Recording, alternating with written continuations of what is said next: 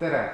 Minu nimi on Aksel ja ma töötan Tartu Rahvaülikoolis turunduse ja kommunikatsiooni eksperdina.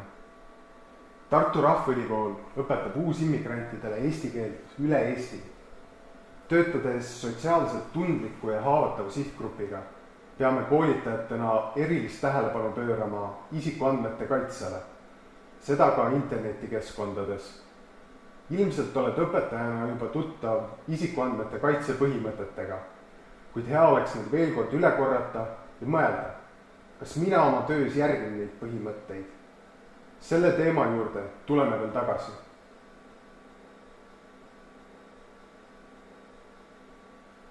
Me püüame eesti keelt õpetada võimalikult kommunikatiivselt ja vajaduspõhiselt, tehes tunnis läbi tegevusi, millega meie õppijad ka igapäevaelus kokku puutuvad. Seetõttu kasutame keeleõppeks palju tavapäraseid rakendusi, veebikeskkondi, sotsiaalmeediat. Kõigi nende kasutamine eeldab oskust oma isikuandmeid elementaarsel tasemel kaitsta.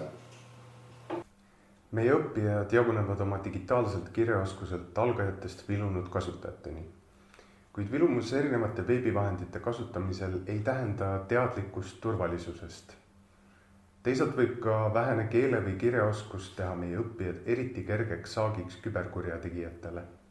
Keeleõpetajate ülesanne on õppijatele praktiliste näidete kaudu selgitada, kuidas saab igaüks ennast internetikeskkonnas kaitsta. Selles videos anname näpunäiteid, kuidas seda teha.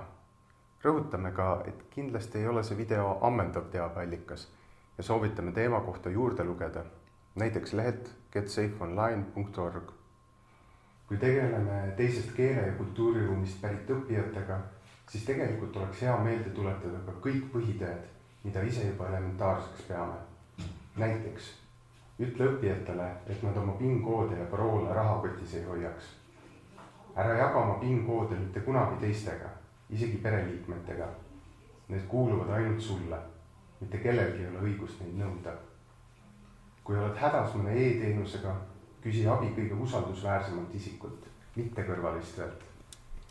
Need elementaarsed nõuanded on meile iseenesest mõistetavad, kuid ei pruugi olla teistsugusest kultuuriruumist pärit õppijatele. Nüüd aga küsi endalt mõned küsimused. Mõtle nii enda kui oma õppijate peale.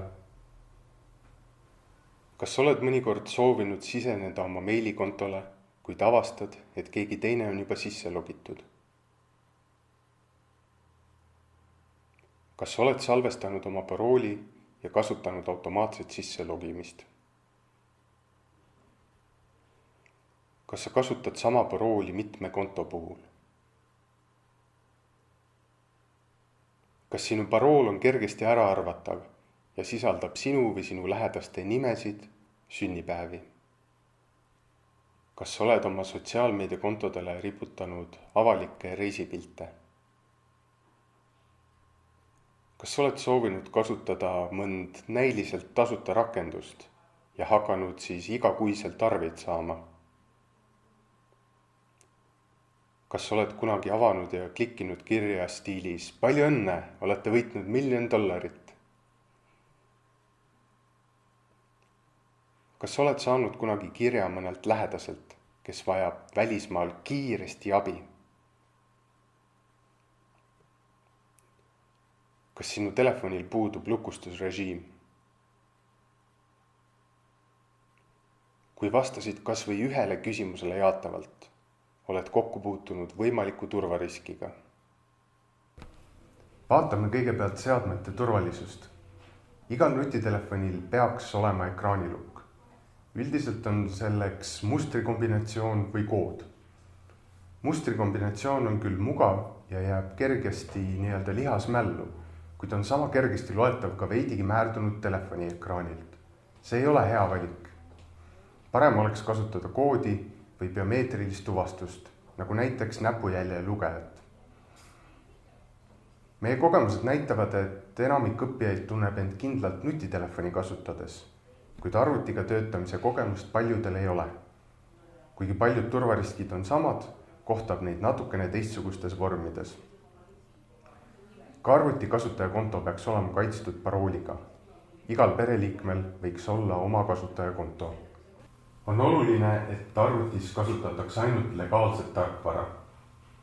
Illegaalse tarkvara ja multimeedia kasutamine tekitab digiturvalisuse ohte. Selle allalaadimisel on ka oht saada lisad ehk viirused kaasa. Legaalse tarkvaraga seevastu kaasnevad üldiselt automaatsed uuendused, mis lapivad turvaauke, parandavad seadme jõudlust ja täiendavad tarkvara funktsionaalsust. Viimane kehtib ka nutiseadmete puhul. Samuti on oluline, et arvutis oleks aktiveeritud tulemüür ja viirusetõrje. Näiteks Windowsit kasutades sobivad alustuseks operatsioonisüsteemiga kaasa tulevad funktsioonid. Vähese digikirjaoskusega õppijad tõenäoliselt ei ole piisavalt kogenud turvameetmetega tegelemiseks, kuid hea oleks sellele tähelepanu juhtida. Näiteks selgitades, et sageli kasutab üht arvutit terve pere ja ohuks piisab sellest, kui üks pereliige läheb kogemata alla viirusega nakatunud faile. Turvalisust saab ka tõsta usaldusväärseid pahavaratõrje programme kasutades, mille kohta tasub küsida nõu ja soovitusi arvutiõpetajatelt. Õppijad võiksid iseseisvalt hakkama saada operatsioonisüsteemi ja arvutiprogrammide automaatvärskendustele nõusoleku andmisega. Operatsioonisüsteemi värskendused on eriti tähtsad. See võtab natukene aega ja nõuab tavaliselt seadme taaskäivitamist. Kui see ei värskenda oma tarkvara, võib arvuti muutuda aeglaseks ja ebaturvaliseks. Järgmiseks mõtle sellele, kas sa kasutad sama parooli mitmes keskkonnas. See on sulle mugav, aga lihtsustab ka kontovaraste tööd. Üks võimalus paroolide meeldejätmiseks on kasutada eraldi, mitte brauseripõhist paroolihaldurit. See aitab sul iga veebilehe jaoks genereerida unikaalse parooli, säästab sind paroolide meelespidamise vaevast ja lihtsustab veebilehtedele sisse logimist, täites sinu eest automaatselt kasutaja nime ja parooli väljad. Tuntumad paroolihaldurid on näiteks LastPass, Bitwarden, 1Password, Dashlane, KeePass. Paroolihalduri kasutamine võib aga õppijaks olla liiga suur samm. Seetõttu tuleks korrata üle põhitööd. Parool ei tohi olla kergesti ära arvatav, näiteks sisaldada pereliikmete nimesid, lihtsaid numbriadasid. Hea parool koosneb mitmest sõnast, mis moodustavad kokku ebaloogilise lause. Samuti võib kasutada numbreid, kirjavahemärke ja suur ning väike tähti segamini. Kasuta erinevates keskkondades erinevaid paroole. Paroole tasub aeg-ajalt vahetada. Ära kunagi salvesta oma parooli brauserisse, kuigi seda pakutakse sulle igal sammul. Igaühel on õigus omada isiklikku kontot. Seda ei pea ka abikaasaga jagama. Logi ennast alati kõikidest keskkondadest välja, seda kodustes tingimustes. Viimane on ilmselt üks kõige olulisemaid nõuandeid, sest tihti ollakse harjunud kasutama ainult oma nutiseadet, kus kõik paroolid on salvestatud. Brauseris võid ka kasutada incognito režiimi, et vähendada oma tegevuste salvestamist internetis. Üks lahendus turvalise parooli valimisel võib olla näiteks tehnokraat Peeter Marveti loodud tööriist, mis genereerib kasutajatele parooliks 4 levinud sõna, mida saab suurte tähtede, erimärkide ja numbrite lisamisel veelgi turvalisemaks muuta. Eestikeelse tööriista leiab veebiaadressilt ravol.eu. Paljudesse keskkondadesse on võimalik siseneda Facebooki või Google'i konto kaudu. Mida õigupoolest tähendab näiteks Google'i kontoga muule leheküljele sisse logimine? Sellest hetkest alates ei sõltu konto turvalisus ainult sinust ja Google'ist, vaid ka uuest leheküljest. Sageli tuleb omale luua aga eraldi kasutajakonto. Kriitiliselt tuleb suhtuda sellesse, mis andmeid sinult nõutakse ja kas need on ikka ilmtingimata vajalikud selle teenuse toimimiseks. Tihti puudub väiksematel teenusepakkujatel pädevus, et kasutajatega seotud infot andmebaasis turvaliselt hoiustada. Ja seega võivad andmed lihtsasti lekkida. Kui tahad kontrollida, kas sinu meiliaadress sisaldub mõnes lekkinud andmebaasis, siis saad seda testida leheküljel haveibeenpwned.com. Juhul, kui leiad lekkinud andmebaasidest oma meiliaadressi, vaheta parool kohe kõikides keskkondades, kus seda meiliaadressi sisse logimiseks kasutad. See lehekülg annab ka infot, millise andmelekke käigus ja kui paljude kasutajate info lekkis. Mis on kaheastmeline autentimine? Kas sa kasutad seda? Kaheastmeline autentimine on oluline, et kaitsta oma kontot ja andmeid sagedaste rünnakute eest. Logides keskkonda, kuhu on seadistatud kaheastmeline autentimine, küsib seade sinult koodi, mis saadeti sulle e-mailile, SMS-ina mobiilile või mille said näiteks telefonikõne teel. Samuti on võimalik kasutada autentimiseks ID-kaarti, mobiil-ID-d või muid nutikaid isikudokumendi lahendusi. Miks on kaheastmeline autentimine vajalik? Dokument võib minna kaduma, paroole on sisestamisel võimalik pealt vaadata või lekivad need virtuaalselt. Kui sul on vaid üheastmeline sisenemine, siis kaotades parooli kurjategijale, oledki oma kontost ilma. Tõenäosus, et kurjategija saab korraga oma valdusesse nii sinu parooli kui ka teise astme võtme, on palju väiksem. See kehtib ka sotsiaalmeediakontodele, mille kaudu kogutakse järjest enam kasutajate andmeid. Tänases turvaolukorras ei piisa Google'i ja Facebooki kasutamisel enam lihtsalt turvalisest paroolist. Nende teenuste kasutajarohkus muudab need pidevate rünnakute sihtmärgiks. Selleks, et oma kontost mitte ilma jääda, tuleb kindlasti sisse lülitada kaheastmeline autentimine. Väga oluline on õppijatele tuua näiteid kirjadest, mille avamisel võib arvutisse pääseda pahavara või saadakse ligipääs teie andmetele. Ühe meiliteenuse pakkuja andmetel avatakse koguni 30% õngitsuskirjadest. Mõni kiri on selgesti kategoriseeritav õngitsuskirjaks. Kuid kui kiri saabub näiteks pangalt, siis on vähese keeleoskusega õppijal tõesti raske aru saada, et tegemist on õngitsuskirjaga. Pank ei pöördu sinu poole e-kirja teel, et näiteks ülekannet kinnitada.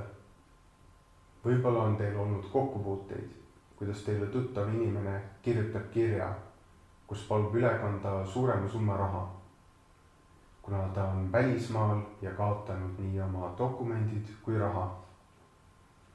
Kiri võibki seejuures tulla inimese õigelt meiliaadressilt, kuid seda ei ole saatnud teie tuttav või sõber, vaid tema konto kaaperdanud identiteedivaras. Kui tuttav on saatnud sulle umbmäärase kirja mingi manuse või lingiga, mis tundub sulle kahtlane, siis küsi saatjalt üle selle õigsust. Nii saad olla kindel, et keegi teine ei ole kaaperdanud su tuttava kontot. Internet on avalik ruum.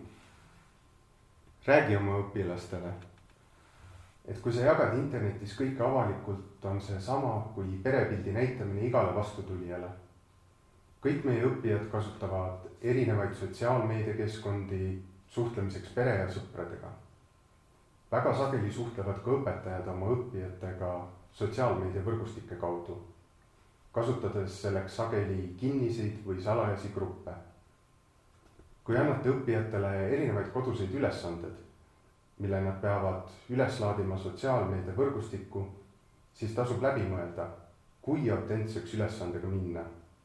Keeleõppele on omased erinevad situatsiooni ja rollimängud, mis võivad kõrvaltvaatajale jätta ehtsa mulje.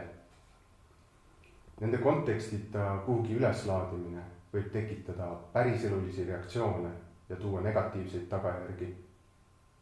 Milline on siis digimaailmas sobiv käitumine? Missugust infot tohib ja tasub enda ja teiste kohta e-keskkondades jagada? Käitu oma sõprade ja tuttavatega internetis suheldes nende privaatsust austavalt. Mõtle läbi, kellele sa soovid oma postitustes oleva sõnumi, pildi või video edastada ning jaga seda ainult nendega. Mõned soovitused. Andmed, mida ei tohiks igale poole postitada, on telefoninumber, isikukood, kodune aadress, isiklik e-post, pangaandmed, puhkuseplaanid, lepingute detailid ja nii edasi. Ära anna pidevalt teada, kus viibid ja kuhu kavatsed minna. Nii oled sa kergelt leitav ka pahatahtlikele inimestele ja samuti annad teada, et kodus pole kedagi. Mõtle, missugust infot lisada enda kirjeldamiseks oma profiili. Igal pool ei ole vaja kasutada oma fotot. Ole teadlik, et andmeid sinu kohta võib kokku korjata erinevatelt veebilehtedelt, kuhu oled postitanud. Niimoodi võidakse sinu kohta kokku koguda tervikpilt. Mõtle enne, kui midagi postitad. Isegi kui hiljem selle postituse või pildi kustutad, ei tea kunagi, kes on selle materjali juba enda arvutisse alla laadinud või edasi jaganud. Kommenteerimisel mõtle, millise mulje sinust jätab see kommentaar sinu tulevasele tööandjale või koolile. Küsi luba enne, kui sa kaaslaste pilte üles laed või neid piltidel märgid. Pea meeles, et pilti sinust kujundavad ka teised inimesed. Kontrolli aeg-ajalt, millised pilte sinust on postitatud, millistes ajaveebides ja suhtlusvõrgustikes sind mainitakse ja nii edasi. Kui need postitused sind häirivad, siis palu sõpradel need kustutada. Kustuta need kontod, mida sa enam ei kasuta. Ära võta vastu tundmatute isikute sõbrakutseid. Digitaalne info võib olla mõjukas ja jääda veebi pikaks ajaks. Enda kohta veebis info avaldamisse tuleb suhtuda kriitiliselt. Õpetajad peavad õppegruppidega kokku leppima, mis keskkondades ja kuidas suheldakse ja mis andmeid kuskil avaldatakse. Digiturvalisuse teemades on kasutusel väga palju tehnoloogilist ja modernset sõnavara, mille õppimine on samuti kasulik. Et ühendada digiturvalisuse õppimist keeleõppega, võiks oma õppijatega läbi viia eraldi tunni digiturvalisuse teemal. Täpsem ülesande kirjeldus asub selle mooduli foorumis. Lisaks leiad selle video alt erinevaid viiteid digiturvalisuse materjalidele.